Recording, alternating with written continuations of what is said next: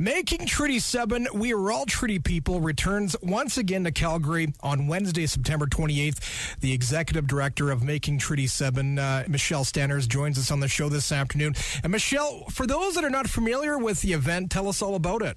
It's a major theatrical production with about 20 actors, musicians, dancers, poets that are both First Nations and non-First Nations.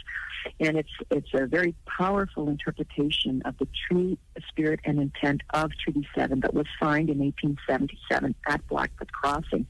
And it took 3 years to develop this incredible piece. It was done collaboratively. Every word, every note, every step is created by these incredible actors that worked with elders for 2 years to create this. And this particular show is being directed by our wonderful award-winning film actress, Michelle Thrush, who also, of course, was in our show for 2 years. So I just sat in on the reading of the rehearsal of the script, and it's going to be extraordinary this year. Michelle, how has Making Treaty 7 grown over the past couple years? Yeah, well, in 2014, we staged the world premiere.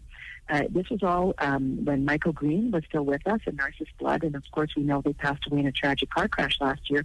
But the world premiere was in 2014 at Heritage Park, and we had about, it was a small venue. Last year we had it at the Bella Concert Hall in Calgary, and we increased by a couple of hundred seats. This year we are staging it at the Grey Eagle Casino and Resort Event Center, which is on Tsutsina Land. It's September 28th to 30th, and 28, 29, 30.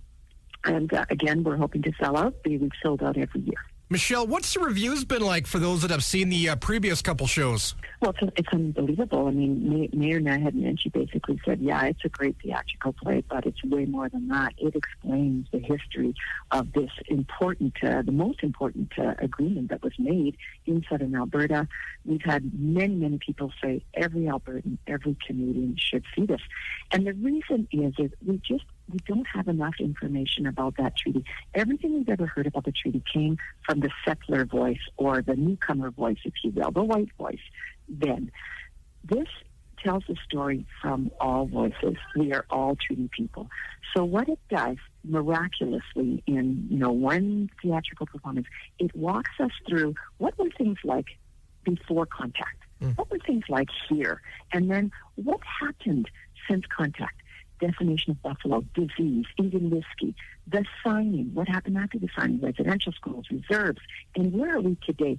So it's like a bit of a really fun history lesson, and it gives us all a much better understanding of how, we came to be where we are today. Experiential, ceremonial, traditional kind of dinner with First Nations ambassadors at every table.